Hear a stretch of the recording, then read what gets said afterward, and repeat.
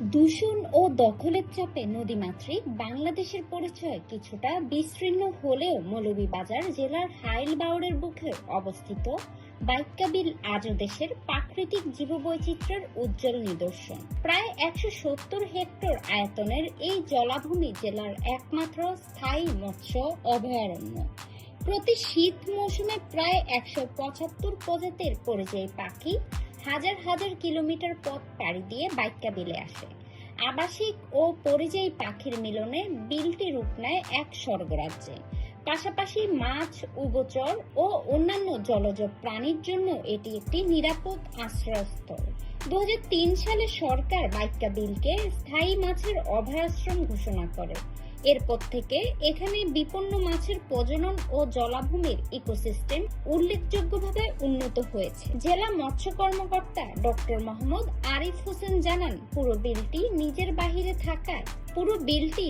বাহিরে থাকায় মাছসহ বিভিন্ন প্রাণীর জন্য একটি ভারসাম্যপূর্ণ স্বাস্থ্যকর পরিবেশ গড়ে উঠেছে। শ্রম মৎস্য অধিদপ্তরের ব্যবস্থাপনায় ২০০৩ সাল থেকে এটি চালু আছে। আসলে আপনারা অনেকেই জানেন বাইক্কাবিল এটি হাইল হাওরের একটি বিল এবং পুরো বিলটি স্থায়ী অবস্থান হিসেবে পরিচালিত হয়ে আসছে। এখানে ওতপ্রোতভাবে জড়িত আছে উপজেলা প্রশাসন, পুলিশ বিভাগ, বন বিভাগ, সবাই মিলিয়ে আসলে আমরা এখানে কাজ করছি। কারো একার পক্ষে এত বড় একটি বিল, এত বড় একটি জলাভূমি সংরক্ষণ করা সম্ভব নয়।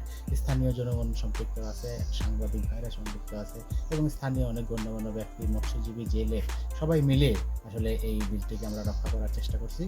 এবং যেহেতু পুরো বিলটি লিজ হয় না কখনোই, যার ফলে এখানে মাছের পাশাপাশি সমস্ত রেপটাইলস, স্তন্যপায়ী প্রাণী, অ্যাম্ফিবিয়ান্স সব প্রাণীরই একটা এখানে সুন্দর ইকোসিস্টেম গড়ে উঠেছে এবং এখানকার ইকোসিস্টেম হেলথটা বাংলাদেশের অন্য যে কোনো জলাভূমির চেয়ে অনেক অনেক বেটার।